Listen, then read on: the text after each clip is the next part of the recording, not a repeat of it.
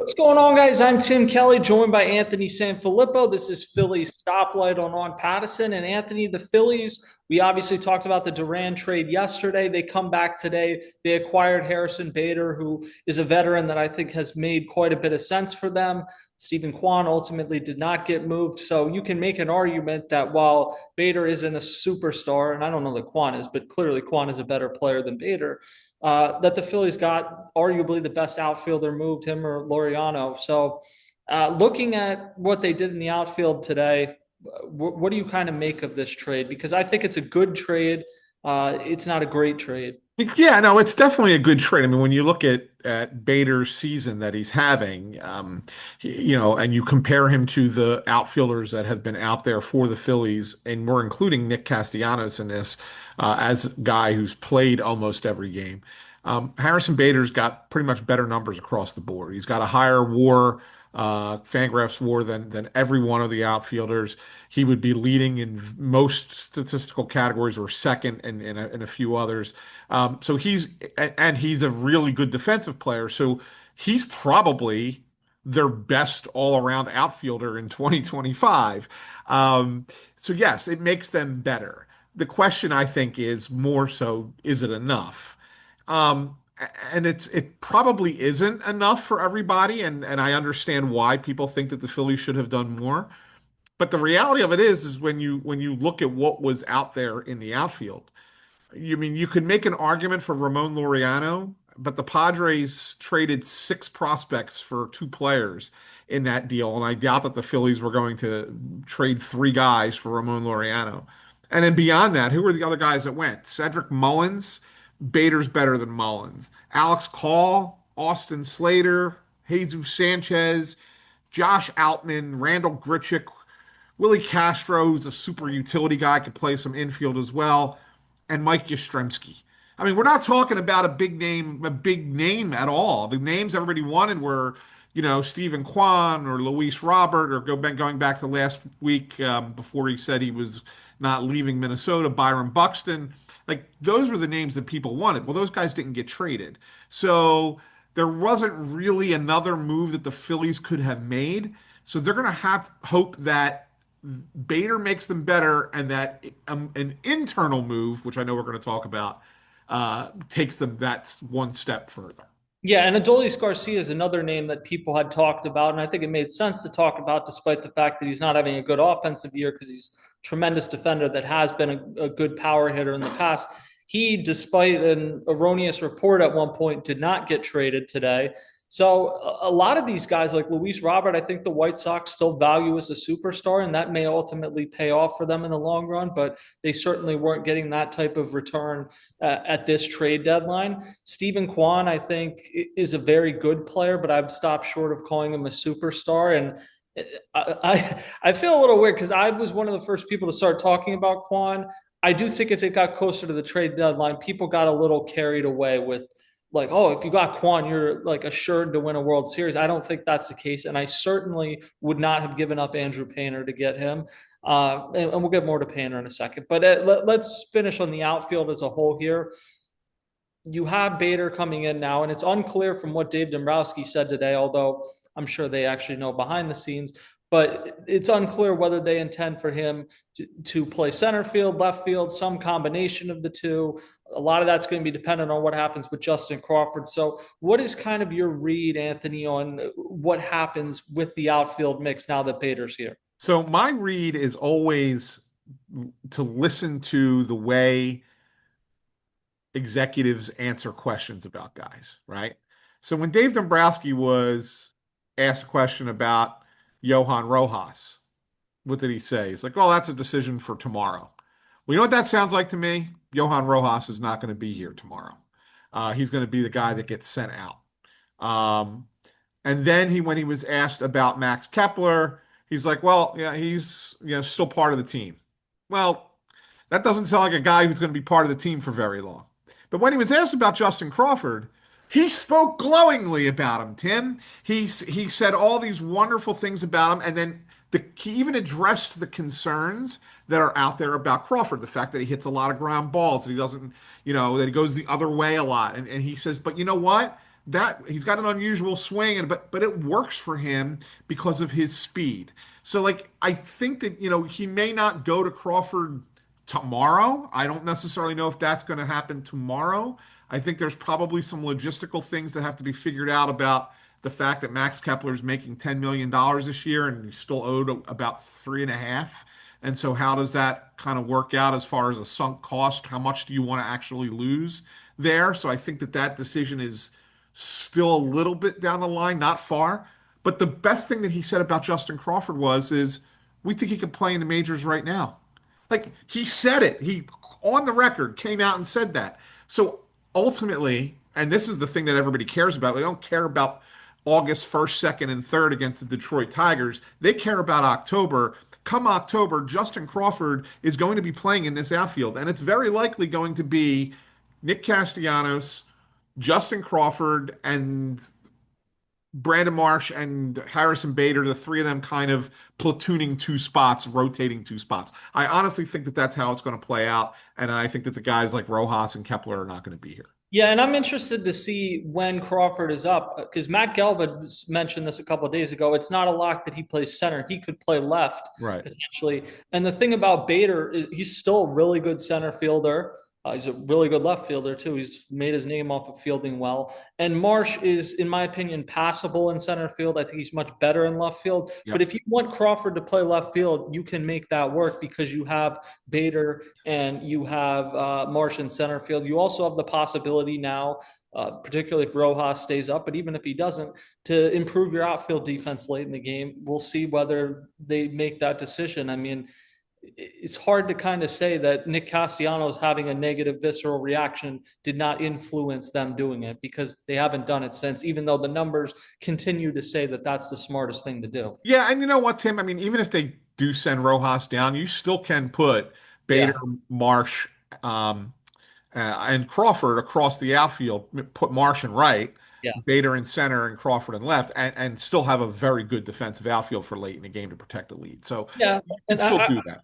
I think I was just on Phillies Weekly with Oscar and Jeff, and one of the things they brought up that I think makes a lot of sense, you're going to get a jolt this weekend from getting Duran there, from getting Bader there. It's Wall of Fame weekend, so it's always crazy. Have that jolt now, and then in 2 or 3 weeks, when you need another jolt, bring up Justin Crawford. And Right. one of the things I think the Phillies really missed out on last year, 2 years ago, 3 years ago now, they acquired Brandon Marsh, and I don't have like an exact example to point to, but adding his presence, even though he had been in the majors, he was still really young. He like added something to the team that they were lacking in 2022 and helped them to get to the World Series beyond just what he adds on the field statistically.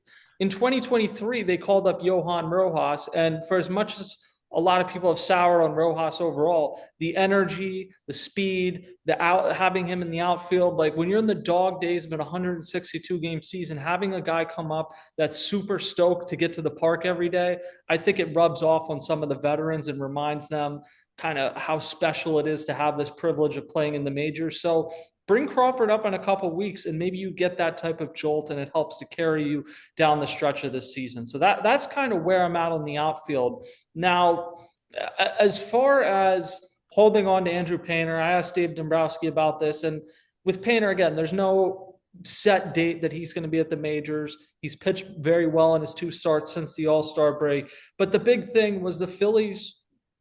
Dave Dombrowski joked that nobody's untradeable because I would trade one Miguel Cabrera for two Miguel Cabreras.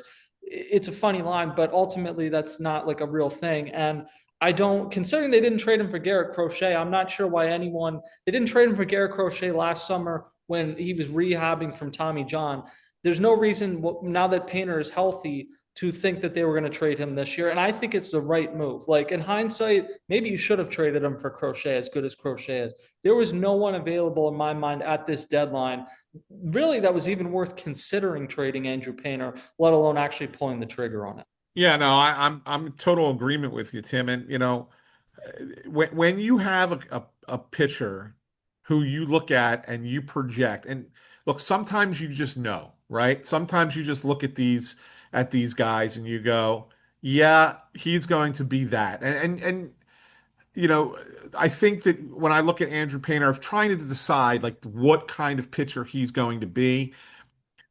I think he might be like a Garrett Cole. Like I don't have a better comp. Like I'm trying to figure it out. Like just having watched him pitch in person and what that looks like. I mean, that's the closest comp I can come to.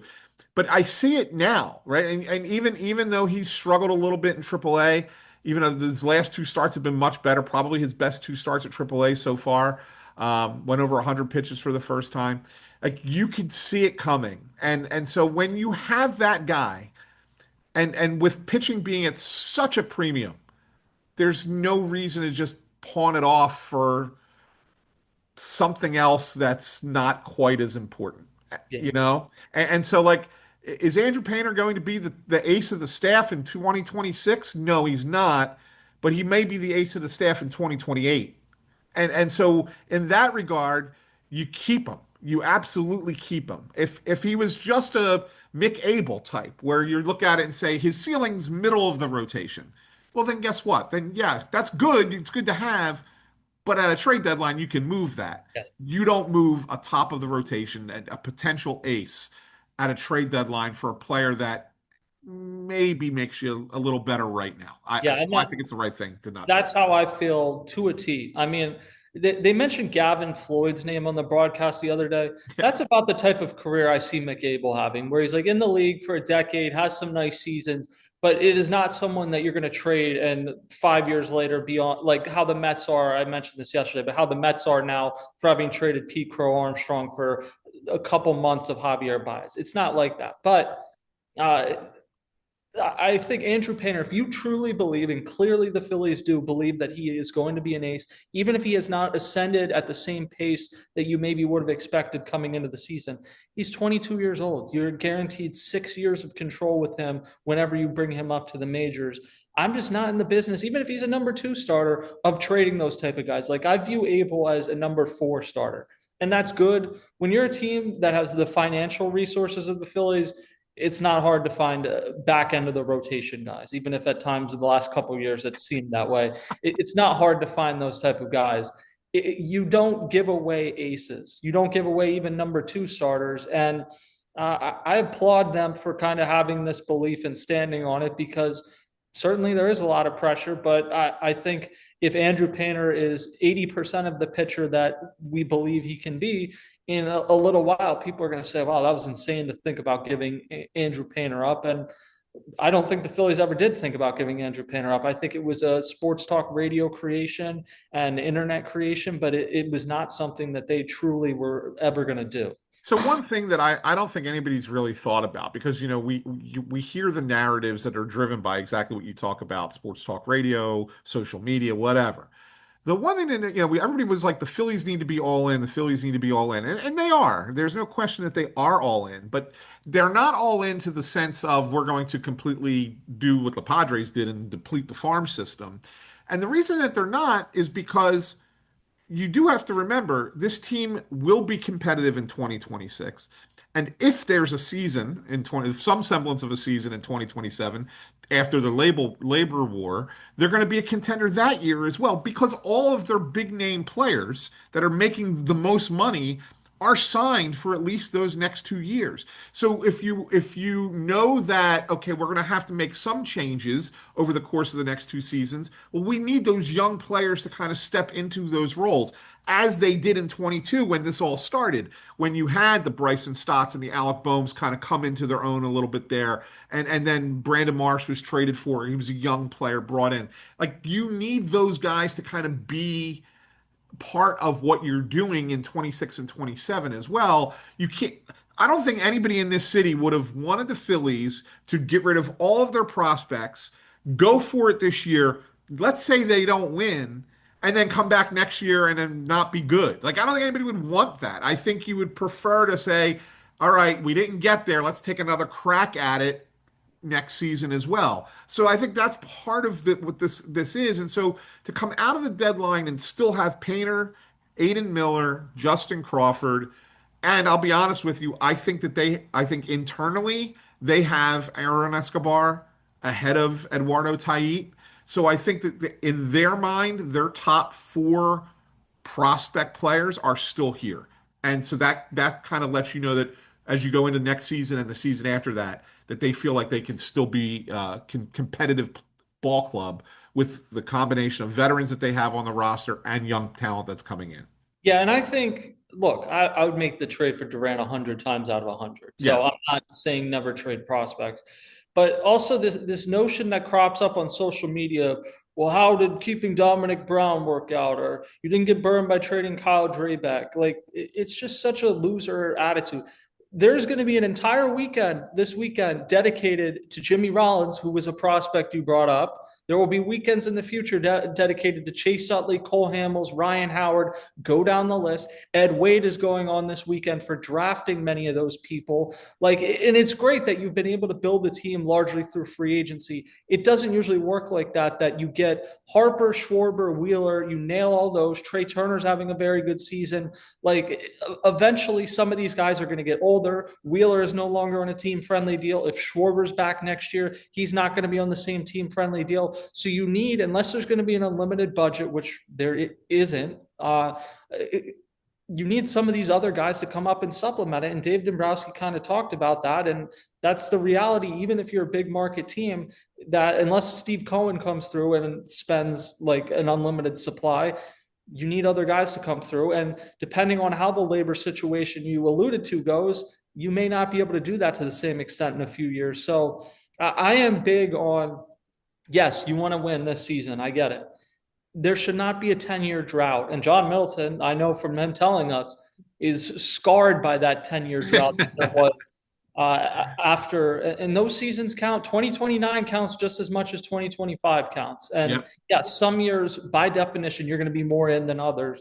But there just should not be this drop off. And part of that is you start to bring up some young guys. And you mentioned Stott, Bone Marsh. They've all played roles. But what if you bring up some of these guys and they become core pieces like that? That's kind of where you're at. And I specifically with Painter think that, but Miller and Crawford clearly have the chance to potentially do that as well. Yeah, no, absolutely. And listen, like if you pay attention, I know that everybody in this city focuses on just us, right? They don't look around, they don't pay attention to what's out there. But if you look around and pay attention to what national people are saying or what other evaluators are saying, there's a real belief that outside of the kid DeVries that San Diego traded for Mason Miller, that Eduardo Tait was the second best prospect traded at this deadline. And so that's giving up a lot there. If you're giving up the second best prospect that was traded at the deadline. And then Mick Abel's going to, like you said, he's going to be a major league starter, and he's going to be a major league starter right away. I mean, I know he's reporting to AAA, but he's going to pitch for the Twins this year. He's going to, at some point, he's going to get called up. He's going to pitch for the Twins, and he's going to probably be in the rotation next year. So you're talking about giving up two players who are, one is going to be a major leaguer right away, and another who's considered the second best prospect traded. Like, that's a lot to give up just for one player. And I agree with you. I'd do the same trade 1,000 times over. But you gave up a lot at this deadline. It's not like the Phillies didn't give up a lot. And to give up more than that would, for middling players, would be malpractice in my mind. So I think that they had to thread a needle. They went and got one big addition. They got one mediocre addition that improves the team and didn't have to give up more than two good prospects in total. I think that they did a nice job at the deadline. Yeah, and just to wrap it up, I would say I think that they had a good deadline, unquestionably improved the team. There are still lingering questions about whether there were too many holes to Yeah. fill all at one deadline, because and that's the reality when you miss on the trade deadline last year with Austin Hayes. That didn't work out. Estevez was okay. You didn't bring him back. You let Jeff Hoffman go. And then in the offseason, you don't hit at all on Max Kepler, Jordan Romano, at least to this point. That catches up with you at a certain point. Yeah. So that may be what we're sitting here in September or in whenever in October, assuming they get to the playoffs, which I think they will. That may be our takeaway, is that there were just too many holes to fill. And I still think Eugenio Suarez would have been amazing in the middle of this lineup, but I also think having a corner outfield of Nick Castellanos and Kyle Schwarber really would have put you in a rut. So there's no perfect trade deadline. The Padres made a lot of moves. I don't know that it's necessarily going to translate to a lot of success. We'll see. So I think it was a good deadline, but the jury is still very much out. And I mean, you go back to 2008. This is the classic example. Not just that year. If you rank the greatest trade deadline pickups of all time, Manny Ramirez and CC Sabathia would be in the top five, and the Phillies beat both of them in the playoffs. So Yeah. it's about getting hot at the right time, and we'll see whether they do that. But I certainly think they've made the rest of this season and the next two with Duran more fun by what they've done. No, I agree. And the last thing I'll say is this, Tim. You look around the National League. I mean, it's obvious that there was a separation, right? There's seven teams that are kind of going for it, and the rest of the teams are not. So obviously, the Phillies just have to be one of six of those seven that get in. The Reds are the extra team, I guess. That's currently not in a playoff spot that's going for it. The rest of the teams are not. I look around the league and I sit there and go, yeah, the Padres probably got a little bit better. The Mets probably got a little bit better. They improved their bullpen.